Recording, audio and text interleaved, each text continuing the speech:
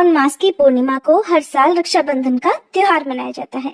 रक्षाबंधन को भाई बहन के प्यार का प्रतीक माना जाता है। इस खास अवसर पर बहनें शुभ मुहूर्त में अपने भाइयों की कलाई पर रक्षा सूत्र या राखी बांधती हैं और अपने भाई की दीर्घायु होने की और उज्जवल भविष्य की कामना करती हैं। शास्त्रों के अनुसार रक्षाबंधन का त्योहार हमेशा शुभ मुहूर्त में ही मनाना चाहिए। इस दौरान भद्रा का साया नहीं रहना चाहिए, क्योंकि भद्रा काल में कोई भी मांगलिक कार्य वर्जित होता है। 30 अगस्त बुधवार को पूर्णिमा का व्रत रखा जाएगा और इसी दिन श्री सत्यनारायण व्रत रखा जाएगा।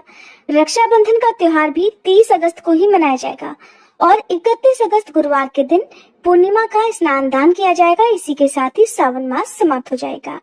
इस बार भी रक्षाबंधन के त्योहार पर भद्रा का साया रहने वाला है। ऐसे में 30 अगस्त बुधवार को भाई को राखी बांधने का जो सुबह का मुहूर्त है वो सुबह 11:42 से लेकर 11:59। इस दिन भर भद्रा रहेगी, तो रात में भाई को राखी बांधने का जो शुभ मुहूर्त है, जो कि भद्रा काल समाप्त होने के बाद का रहेगा, रात 9:02 से लेकर 10:13 तक रहेगा।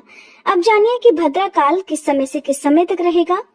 भद्रा काल समाप्त होने का समय रहेगा रात 9:01 पर। भद्रा पूज का समय रहेगा शाम 5:30 से 6:31 तक। भद्रा मुख का समय रहेगा शाम 6:30 बजे से लेकर रात 8:11 तक। रक्षाबंधन की जो पहली कथा है वो जुड़ी है भगवान विष्णु के वामन अवतार से। माना जाता है कि सबसे पहले माँ लक्ष्मी ने राजा बलि की कलाई पर रक्षा सूत्र बांधा था। उस दिन सावन महीने की पूर्णिमा तिथि ही थी।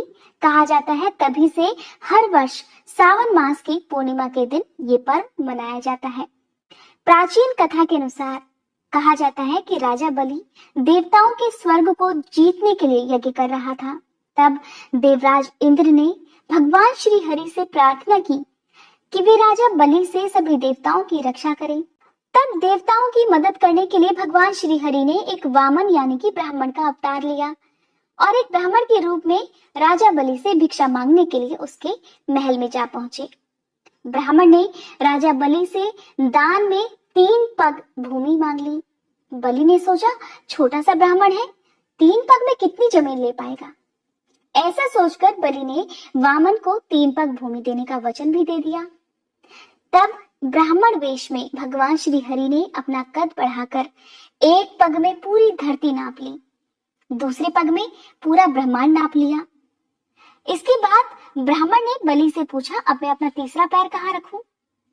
तब राजा बलि समझ गए कि सामान्य ब्राह्मण नहीं है।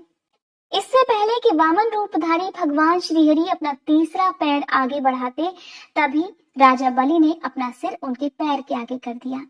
ये देखकर वामन रूपधारी भगवान विष्णु अपने असली रूप में आकर प्रकट हो गए और राजा बलि से वरदान मांगने के लिए कहने लगे। तब राजा बलि ने भगवान विष्णु से कहा कि हे प्रभु, मेरी इच्छा है कि आप हमेशा मेरे साथ पाताल लोक में ही रहें। भगवान विष्णु को राजा बलि की बात माननी ही पड़ी, क्योंकि उन्होंने वचन जो दे रखा था। इस प्रकार राजा बलि के साथ भगवान विष्णु पाताल लोक में चले गए। उधर जब भगवान विष्णु पाताल लोक में चले गए तो संपूर्ण ब्रह्मांड का जो भी कार्य था वो रुकने लगा।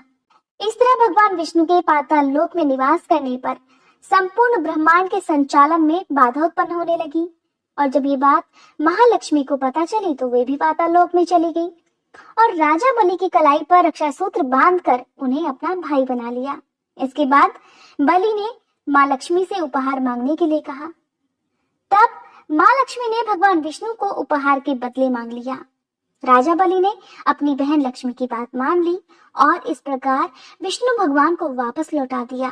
तब विष्णु भगवान ने उनसे कहा कि वे 4 महीने के लिए पाताल लोक में निवास करेंगे और भगवान विष्णु के इन 4 महीने का जो समय होता है पाताल लोक में निवास करने का, उसे ही शास्त्रों में चातुर्मास के नाम से जाना जाता है। कहा जाता है कि तभी से रक्षाबंधन का पर्व मनाया जाने लगा। रक्षाबंधन के दिन बहनें अपने भाई की कलाई में राखी बांधती हैं, उन्हें तिलक लगाती हैं, साथ ही भगवान से अपने भाई की लंबी उम्र के लिए, उनके अच्छे स्वास्थ्य के लिए, उनकी कामयाबी के लिए प्रार्थना भी करती हैं। रक्षाबंधन की जो दूसरी कहानी है वो जुड़ी है महाभारत काल से। महाभारत काल के समय जब द्रौपदी का चीर हरण हो रहा था, तब भगवान कृष्ण ने द्रौपदी की लाज बचाई थी। ऐसा माना जाता है कि भगवान कृष्ण के हाथ में द्रौपदी ने राखी के रूप में अपनी साड़ी का एक टुकड़ा फाड़कर बांध दिया था। कहा जाता है कि उस समय भगवान कृष्ण ने जब सुदर्शन चक्र से शिशुपाल का वध कर दिया था, तब उनकी उंगली कट गई थी। उनकी उंगली से बहुत सारा रक्त बह रहा था। तब उस समय द्रौपदी ने अपनी साड़ी फाड़कर श्री कृष्ण की अंगुली पर बांध दी थी। उस समय कृष्ण ने द्रौपदी की रक्षा करने का वचन उन्हें दिया था। महाभारत काल के समय जब पांडव जुए में अपना सब कुछ हार गए थे, तो उन्होंने अपनी पत्नी द्रौपदी को भी दांव पर लगा दिया था। हालांकि पांडव इस खेल को भी हार गए थे।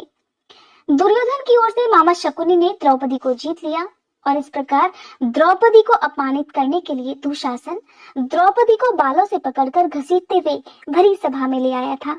इस तरह भरी सभा के बीच एक तरफ जहां द्रौपदी का अपमान हो रहा था, वहीं भीष्म पितामह, द्रोणाचार्य और विदुर जैसे ये सब मूक दर्शक बनकर देख रहे थे।